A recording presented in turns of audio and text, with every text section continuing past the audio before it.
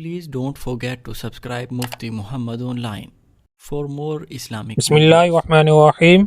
ایک سوال پوچھا گیا ہے کہ ناپاکی کی حالت میں ذکر کرنا، تسبیح پڑھنا، اذان کا جواب دینا یا درود پاک پڑھنا یہ جائز ہے کہ نہیں، رہنمائی فرما دیں۔ بہت ہی اچھا سوال پوچھا ہے، لیکن انہوں نے وضاحت نہیں کی کہ ناپاکی سے مراد کون سی ناپاکی ہے، جنابت کی ناپاکی ہے یا پھر خواتین کے جو مخصوص ایام ہوتے ہیں یعنی کہ حیض و نفاس کی ناپاکی۔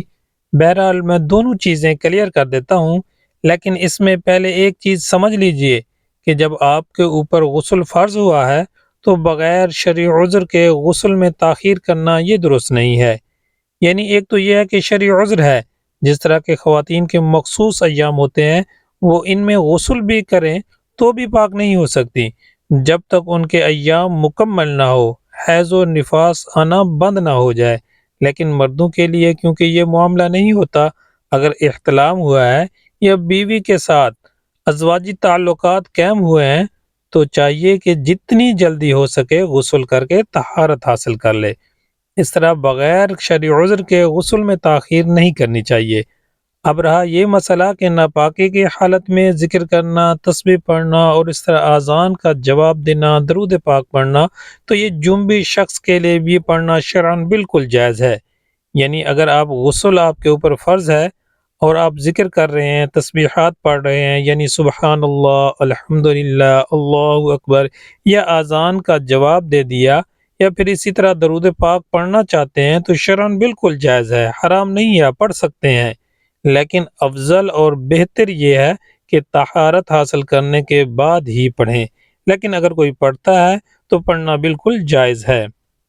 قرآن مجید کی تلاوت کرنا یہ جائز نہیں ہے، چاہے وہ دیکھ کر ہو یا بن دیکھے ہو۔ قرآن پڑھنا، نماز پڑھنا یہ جائز نہیں ہے۔ باقی جو ہے ذکر و اذکار، تسبیحات یعنی سبحان اللہ، الحمدللہ، اللہ اکبر، اذان کا جواب دینا، درود پاک پڑھنا یہ شرعاً بالکل جائز ہے۔ اور اسی طرح جو خواتین کے مخصوص ایام ہوتے ہیں یعنی حیض و نفاس کے، ان میں بھی شریعت نے عورت کو چند کام کرنے سے منع فرمایا ہے۔ یعنی نماز نہیں پڑھ سکتی، روزہ نہیں رکھ سکتی، قرآن مجید کی تلاوت نہیں کر سکتی، دیکھ کر ہو یا بن دیکھے ہو، اسی طرح بیت اللہ کا طواف نہیں کر سکتی، مسجد میں داخل نہیں ہو سکتی۔ تو یہ چند ایک کام ہیں جن کو شریعت نے منع کیا ہے۔ باقی حیض و نفاس والی عورت ذکر بھی کر سکتی ہے، تسبیحات بھی پڑھ سکتی ہے، اور جو مسنون دعائیں ہیں اگر پڑھنا چاہیں تو وہ بھی پڑھ سکتی ہیں۔ اسی طرح اذان کا جواب بھی دے سکتی ہیں، درود پاک بھی پڑھ سکتی ہیں۔ بلکہ علماء نے مستحب لکھا ہے، جو عورت ناپاکی کی حالت میں نماز نہیں پڑھ سکتی تو اس کے لیے بہتر اور افضل یہ ہے اور مستحب ہے کہ وہ ان ایام میں ذکر و اذکار، تسبیحات اور درود پاک پڑھ کے اپنے نامہ اعمال میں نیکیاں لکھوائے، اس کے لیے مستحب ہے۔ امید ہے بات سمجھ آ گئی ہوگی۔ اللہ تعالی ہم سب کو سمجھنے کی توفیق بخشے۔